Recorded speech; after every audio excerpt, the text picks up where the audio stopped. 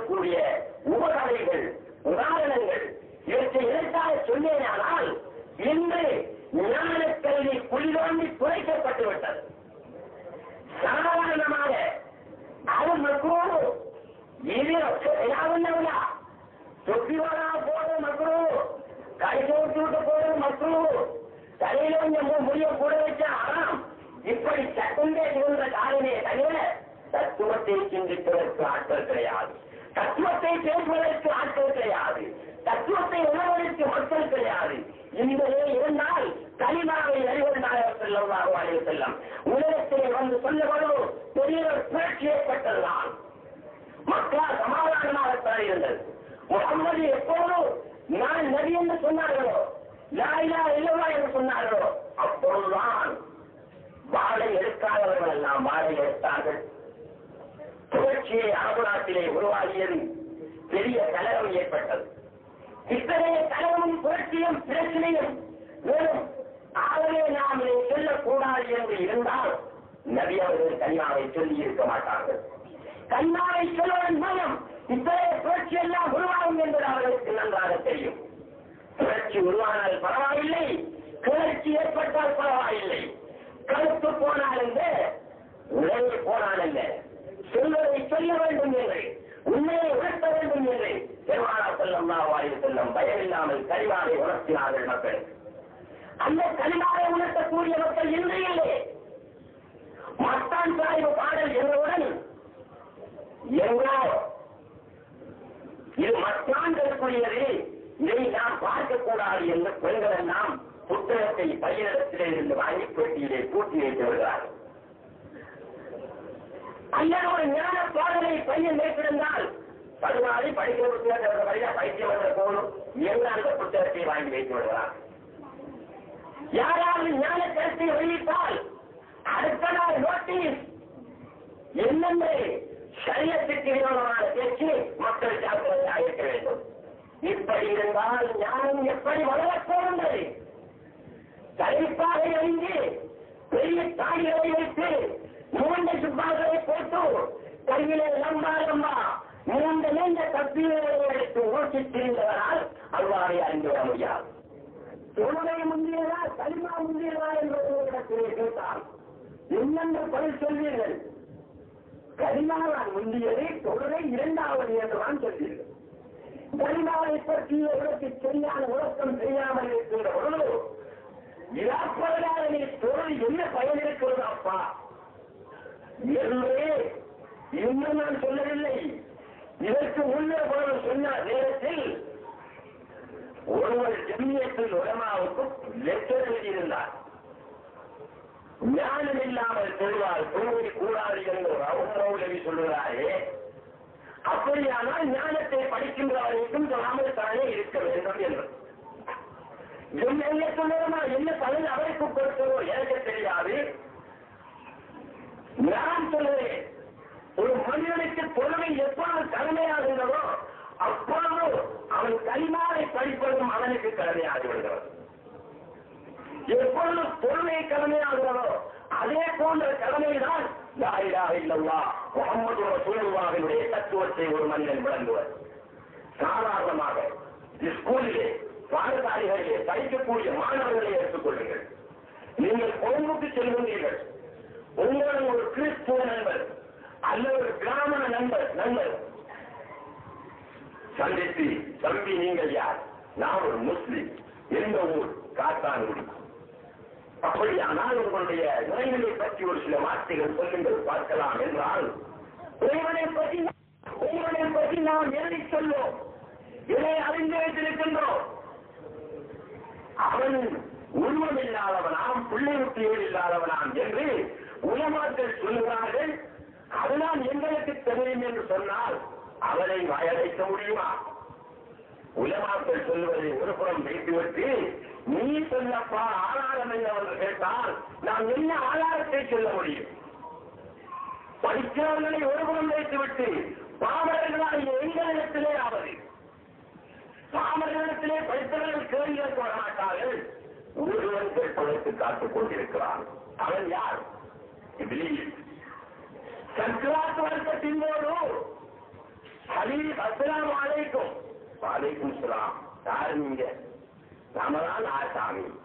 அவன் சொல்லுவான், கேட்டாயே இறைவனை பற்றி நீ என்ன சொல்கிறாய்? ஒருவனா இருவரா என்று கேட்டான்.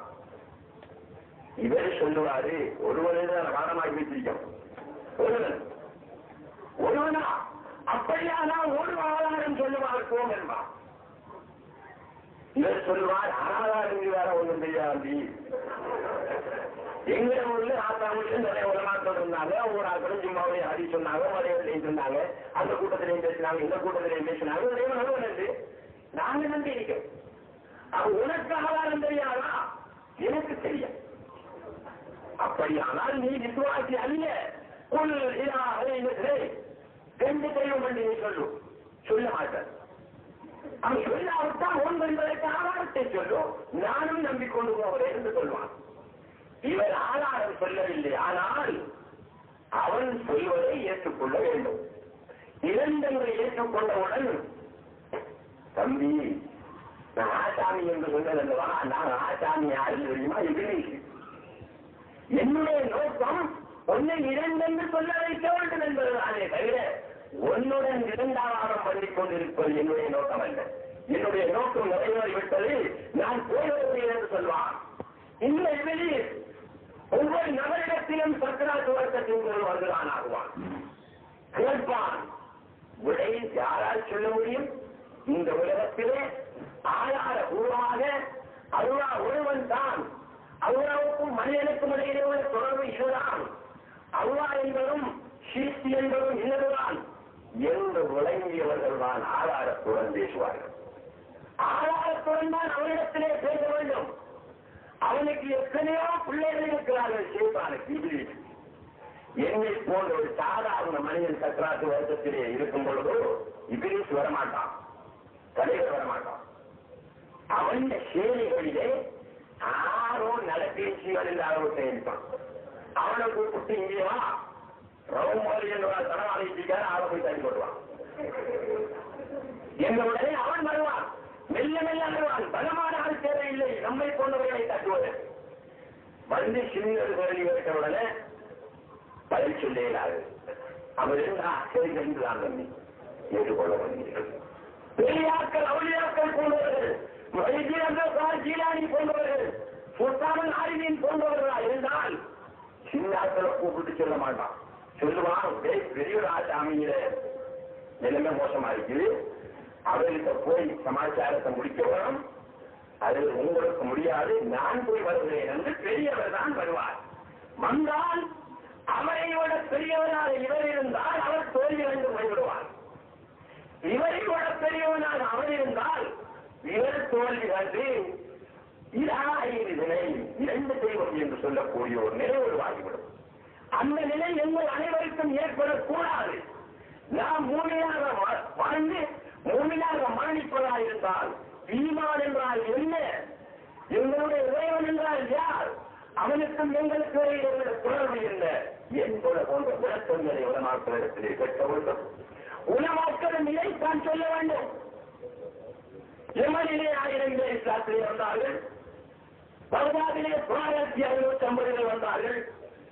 இங்கே வந்தார்கள் என்று இதை உங்கள் மத்தியிலே சொன்னால் உங்களுக்கு கிடைக்கக்கூடிய பயன் என்ன? ஆமா வந்திருக்கலாம். அவருடைய காலத்திலே லட்சக்கணக்கான மக்கள் சேர்ந்தார்கள். ஆச்சரியம் இருக்கிறோம்.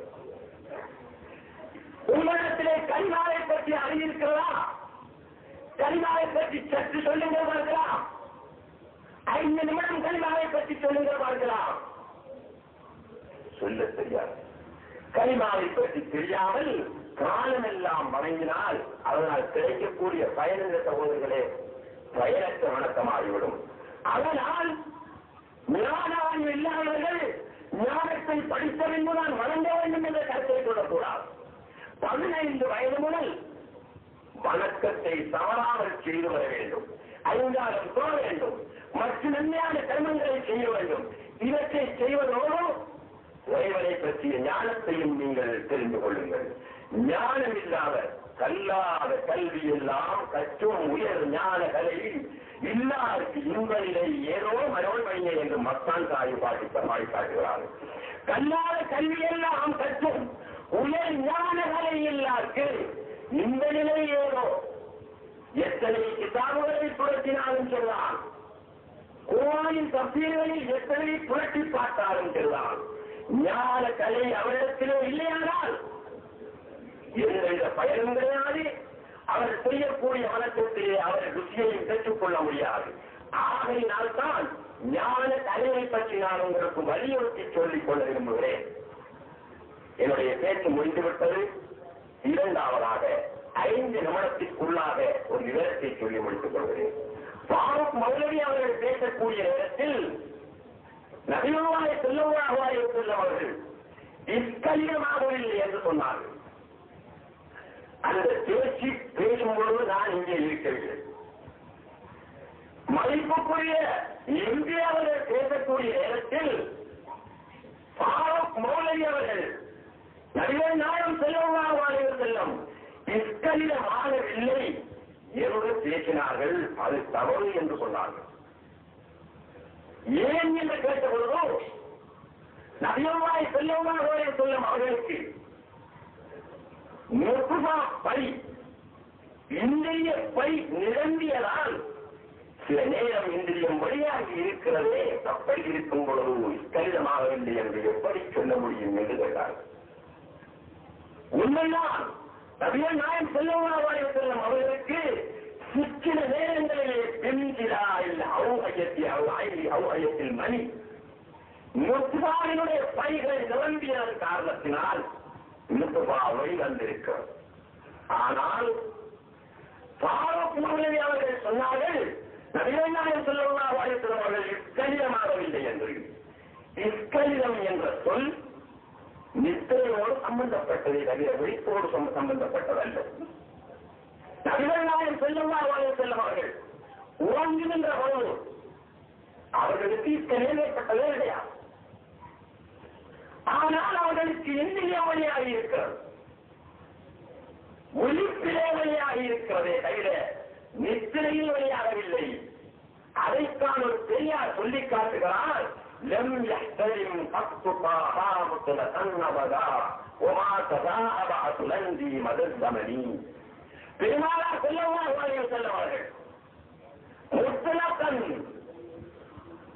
இந்திரிய பை நிரம்பியதானோ அல்லது ஷைத்தானுடைய போராடினாலோ சொற்பன இஸ்கலிதமே ஆகவில்லை என்று திட்டவட்டமாக அவர் சொல்லி இருக்கின்றார். ஆகவே நபிகள் நாயகம் ஸல்லல்லாஹு அலைஹி வஸல்லம் அவர்கள் இஸ்கலிதமாகவில்லை என்பதுதான் சரியான கருத்தை ஃபாரூக் மௌலவி அவர்கள் சொன்னது சரிதான் என்பதை உங்கள் மத்தியிலே சொல்லி வைக்க விரும்புகிறேன். இரண்டாவதாக மதிப்புக்குரிய எம்பி அவர்கள் சொல்லக்கூடிய நேரத்தில் இதை விஞ்ஞான ரீதியிலும் ஏற்றுக்கொள்ள முடியாது என்று சொன்னார்கள். ஃபாரூக் மௌலவி செய்வது ஒரு தவறு. என்னவென்றால் இறப்பை என்று அவர் பேசியிருக்கிறார். இங்கே அவர் பேச வேண்டும், இந்திரிய பை என்று பேச வேண்டிய இடத்திலே இறப்பை என்று மாற்றி பேசியிருக்கிறார். இதுதான் அவர் செய்த தவறு. ஆனால் ரசூல் ஸல்லல்லாஹு அலைஹி வஸல்லம் அவர்கள் எந்த ஒரு சந்தர்ப்பத்திலும் தூக்கத்திலே கடினமானதே கிடையாது என்பதை நாம் ஏற்றுக்கொள்ள வேண்டும். அடுத்ததாக மதிப்புக்குரிய எம்பி அவர்கள் பேசக்கூடிய நேரத்திலே இதை விஞ்ஞான ரீதியிலும் ஏற்றுக்கொள்ள முடியாது என்று சொன்னார்கள். இதை நபிகள் நாயகம் ஸல்லல்லாஹு அலைஹி வஸல்லம் இஸ்கலிதமாகவில்லை என்பதை விஞ்ஞான ரீதியிலும் ஏற்றுக்கொள்ள முடியாது என்று சொன்னார்கள். அதை சொல்லவில்லையா? அவர்கள் சொல்லி இருக்கிறார்கள் இறப்பைக்கும் இந்திரிய பைக்கும் இடையிலே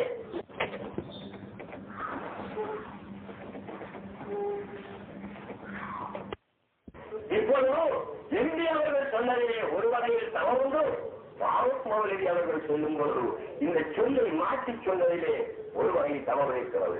ஆகவே நீங்கள் பொருளாக நம்ப வேண்டியது என்ன? எவ்வளவு நான் படித்திருந்தாலும் சரிதான், நானா இருந்தாலும் சரி, யாரா இருந்தாலும் சரி, சிற்ற நேரங்களிலே பேசக்கூடிய நேரத்தில் பேச்சுடைய பொருளை கவனித்து பேசிக் கொண்டிருப்பார்கள்.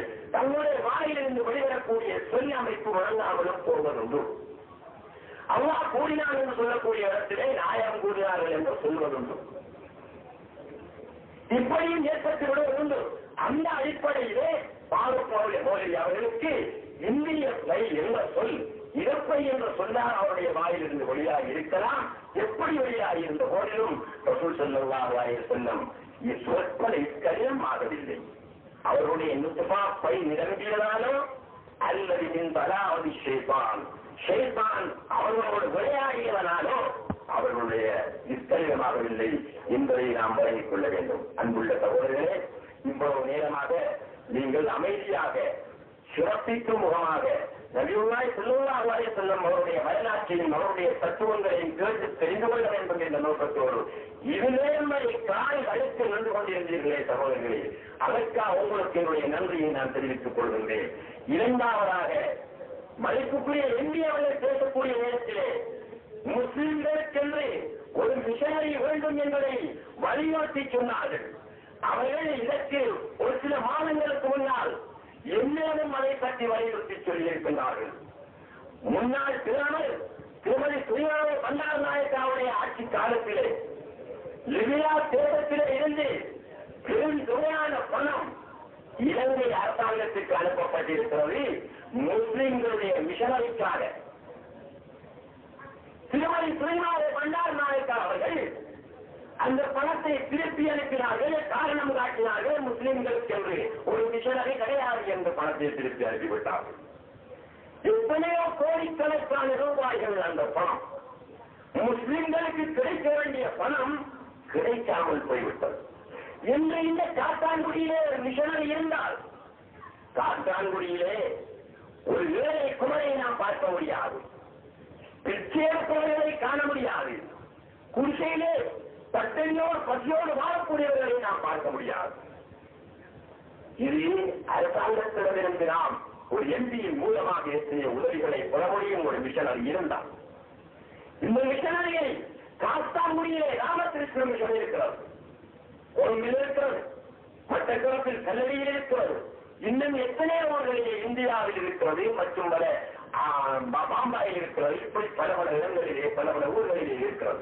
காத்தான்குடியிலே ஒரு மிஷனரி இருந்தால் எத்தனையோ பேர்களுக்கு தொழில் வாய்ப்பு கொடுக்க முடியும், எத்தனையோ வேலைகளை பாட வைக்க முடியும். அதற்கு காத்தான்குடியில் உள்ள செல்வந்தர்களை விட முக்கியமாக மாநிலமாக தான் வர வேண்டும். பணக்காரர்கள் ஒருவன் இருக்கட்டும், பதவியில் உள்ளவர்கள் ஒருவன் இருக்கட்டும், மௌலியமாக முன்வந்து இஸ்லாமிய மிஷனரி என்ற பெயரால் ஒன்றை நடத்தினால் இன்று காத்தான்குடியிலே செல்வம் குளிக்கும் என்பதில் சந்தேகமே கிடையாது. ஆகையினால் மௌலியமாகிய என்னுடைய நண்பர்களை அழைக்கிறேன், இளைஞர்களை அழைக்கிறேன். வயது போனவர்கள் குறிப்பினை அமர்ந்து உள்ளட்டும், வசெடுக்கட்டும், அவர்களுக்கு பென்ஷனை நாம் கொடுப்போம். இளைஞர்களாகிய நாம் முன்னிலை கட்சி பாகுபாடின்றி அரசியல் கருத்துக்களை மறந்து அல்லாஹ்வுக்காக, அல்லாஹ்வின் ரசூலுக்காக, தீனுக்காக நல்ல சேவை செய்ய வேண்டும் என்ற மனப்பான்மையோடு மதிப்புக்குரிய இந்தியாவை தொடர்பு கொண்டு இஸ்லாமிய மிஷனரி ஒன்றை மிகவும் சமீப காலத்திலே கல்நாட்டு விழா ஒன்று நடத்துவதற்கு இளைஞர்களாகி மௌலியமார்கள் முன்வர வேண்டும் என்று நான் மௌலியமார்களை கேட்டுக்கொள்கிறேன். அடுத்ததாக காத்தான்குடியிலே ஈட்டக்கூடிய பணக்கார குழுவை கேட்கின்றேன்.